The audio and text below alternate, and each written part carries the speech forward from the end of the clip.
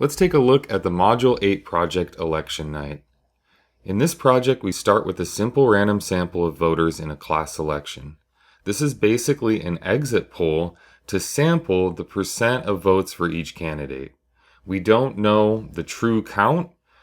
Hopefully that will be announced later when the results of the election are announced. What we're trying to do is sort of predict who won the election early. Now we see that there are a majority of votes in the sample for Tracy, but since this is just a sample, there is possible sampling error. Just like if you flip a coin a bunch of times, you're not always going to get exactly 50% heads. You'll have some random variation from that. So imagining that Tracy got over 50% of the vote in the population means that samples could be a bit above that and a bit below that. If she didn't win the election, say she got 49% of the vote, there is a possibility that we could get a sample with more than 50% because of that sampling error. To demonstrate this concept, think about in Statlet a normal distribution of the sample proportion. This is a concept that was covered back in Chapter 7. In Chapter 7, we said the mean or middle of a distribution of sample proportions will be equal to the population proportion. So let's say Tracy got exactly 50% of the vote, which wouldn't be enough to win. If there's only two candidates, then they would each have an equal number of votes and there would be no clear winner. The standard deviation of this sampling distribution is equal to the square root of p times its complement over n. If we had a sample of 50 voters, this would be about 7.1% or 0.071. We find that by just plugging into a calculator the square root of 0.5 times its complement divided by n. So this is p times 1 minus p divided by m. If I set the sample size to be 50, that comes out to about 7.1%. Here we could plot the plausible sample proportions.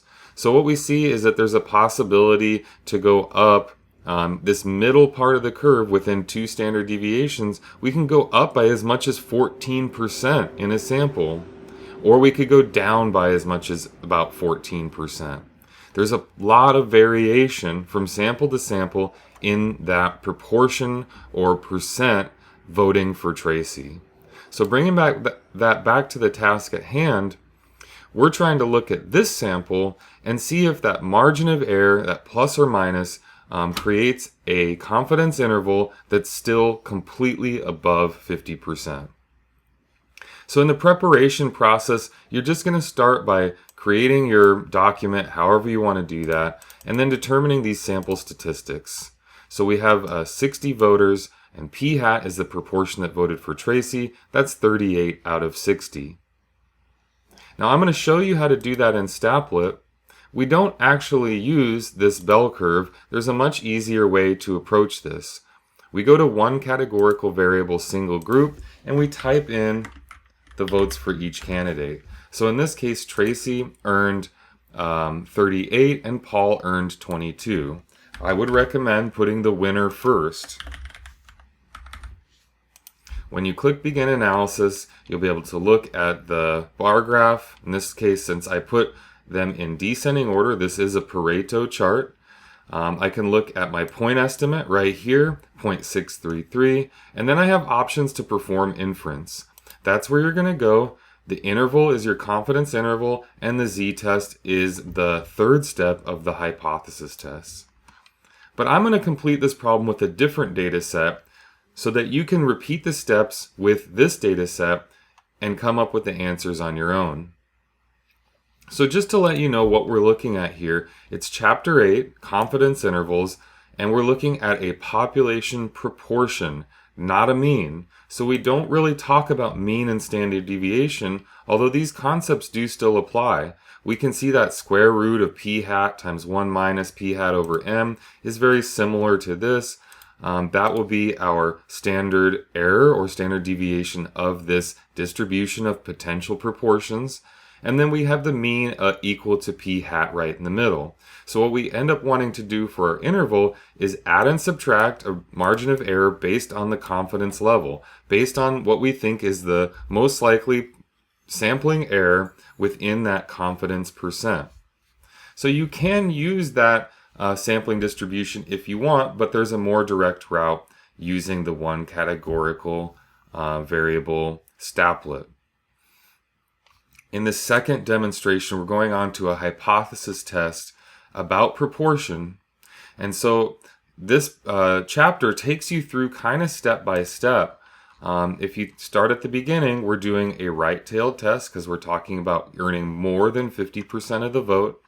Moving on to the next step, we're going to be looking at a Z test statistic. So there again is that sampling distribution, standard deviation, or we call that standard error that's being used, and we're comparing our sample proportion to our population proportion. So we essentially want to see how far are we away from that 50%, and then how much deviation do we expect for that standard deviation, or those tick marks in that distribution. That will give us the number of standard deviations we are away from the mean, and eventually we get a p-value and we can compare it to the critical region. This whole process is completed down in 9.5. In that video, I do the second two examples. So if you scroll all the way down, get to examples, I do examples 3 and 4. So the qualitative examples. These are going to be pretty similar to this problem. So if you want to continue on and look at more examples, please watch that video and check out both of those examples. I have graphs to go with them as well to kind of show you how that rejection region and critical value compare. So let's get back to our problem. Essentially what we want to do is something similar to this. I'm going to use this data set, which actually has 5 candidates. And I'm going to focus in on the leading candidate here, Michaela, who got 21 out of 75 votes. So in my situation, I'm going to look at a confidence interval for Michaela's vote, and then I'll test a claim that she earned over 20% of the vote, which would actually put her at a spot where she earned more than a fifth. And if we have 5 candidates, that would definitely put her towards the top, if not at the top of that vote. So let's look at our data. We've got 21 votes out of 75 for Michaela. If I go over to my one categorical, I'm going to start over. And then I can either put each of the other candidates as other categories, or I could just lump them all together as not votes for Michaela. And so here, since there's 75 total, I need to make sure these frequencies add to 75. That's going to mean this is 54. And so I see here, Michaela got 21. Everyone else got 54. That gives her 28% of the vote. That's what I have here as well. And that is going to be that point estimate p hat for Michaela. So that's the best guess for how many votes or what percent of votes she really got in the population. But we expect that could deviate from the real percentage by a certain amount. And that's called the margin of error. So to figure out if we add and subtract that margin of error to figure out what those upper and lower bounds are for p, we're going into Staplet and performing inference. And the type of inference we're doing is a one sample z interval. You want to make sure you've selected the correct variable here. I want success to be Michaela. That's what I want to estimate. And then I set my confidence level. I'm going to leave that at 95%. Now I've got my lower and upper bound. So what I'm saying is with 95% confidence, I believe, or the sample provides evidence that Michaela got somewhere between 17.8% and 38.2% of the vote. Now, because that confidence interval is not entirely above 20%, that means it's reasonable to assume that she could be below 20% at the left end of that interval. So just imagine that bell curve. We're saying it's possible our sample kind of overestimated, and really we should be down on that left end of the curve below 20%. So this interval would not provide sufficient evidence to support a claim that she got over 20% of the vote. Now it is possible, if I lowered the confidence level, that I could generate an interval that is above 20%, but now I'm less confident in the result. I've lowered the margin of error to produce a correct result a smaller percentage of the time if I repeat this process with different samples.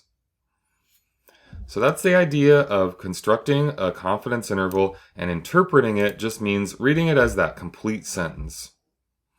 Now to test a claim, I would have a whole 5-step process here. So I'm going to write that out and show you how that would look. The full process for conducting a hypothesis test is all put together in section 9.5.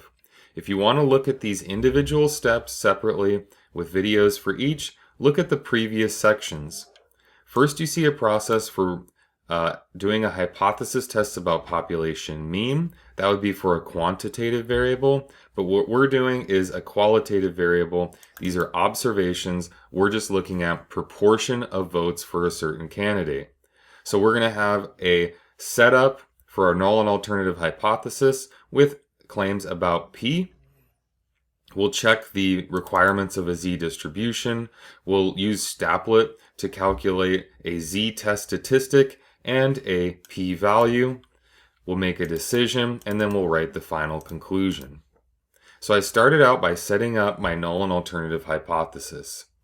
In my problem, Michaela got 28% of the votes. I got that from raw data, which I'd already tabulated or tallied up. So 21 out of the 75 votes gives me a point estimate of 28%.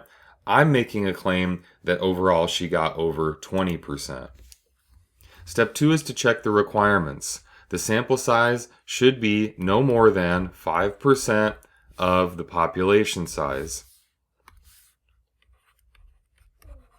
Now, I actually am not sure that this requirement would be met. Realistically speaking, I would have to have a pretty large population size to make this work.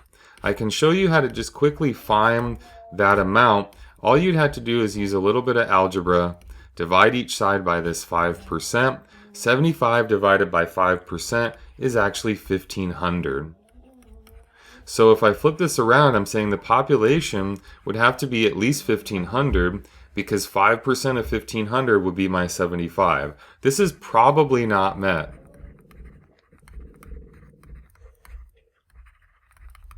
On the homework problems, you generally say it's reasonable to assume that that's met, or maybe even that we will assume that it's met so we can go on. Here, it's probably not, but we're going to continue with the problem just for practice and just to give you an example of how to do the project.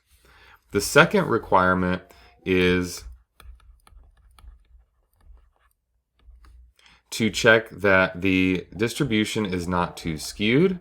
So you take n times p0 times 1 minus p0 and make sure that's at least 10.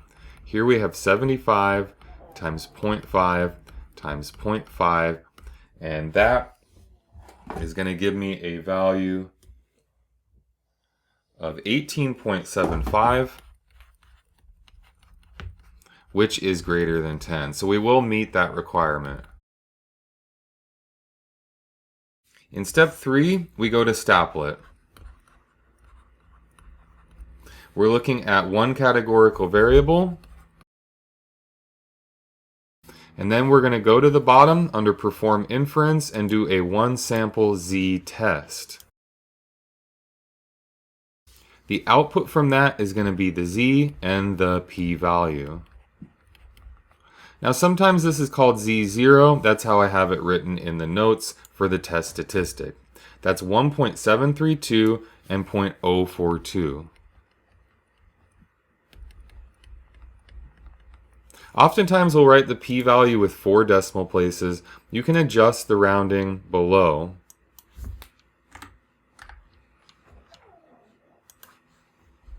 Now if I recalculate, that's 0.0416.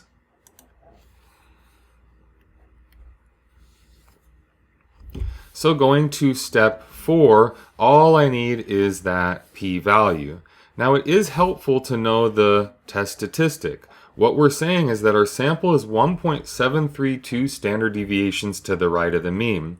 We generally think of 2 as being a really good spot to be. 2 or beyond is really unusual for that claim or for that null hypothesis to be true. But depending on alpha, that's what we're going to compare the p-value to. That's what will determine the decision. So going on to step 4, we take that p-value, which is 0.0416, 4.16%, compared to alpha.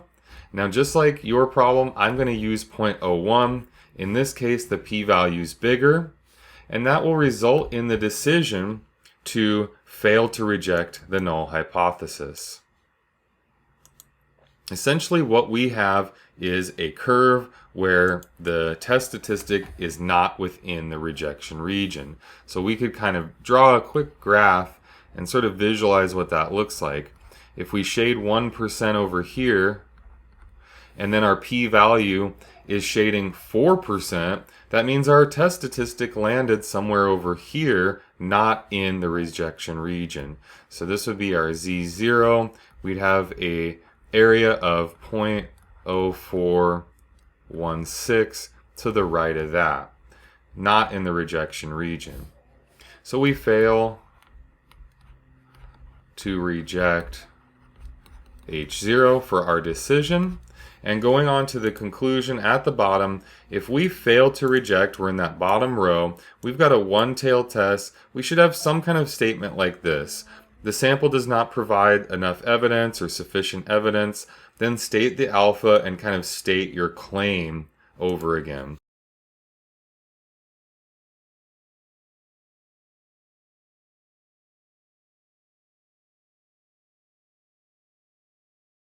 Now in the project, we go a little beyond that.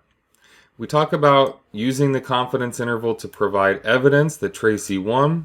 The only way to do that would be if the entire confidence interval is above the claim value. So the only way that would work is if your entire confidence interval for Tracy was above 50%. My confidence interval for Michaela was not entirely above 20%, so I could not use it to provide evidence. Lastly, it says, select a level of significance that would change a decision. Now in this one, it really does apply. If I would want to support the claim that Michaela earned over 20% of the vote, I would need an alpha that's actually bigger than the p-value. So in this problem, I would select an alpha of like 0.05 or maybe 0.1 even to make that alpha bigger than the p-value and change this decision to rejection of the null hypothesis. In that situation, you can say the sample does provide sufficient evidence at that level of significance to support the claim.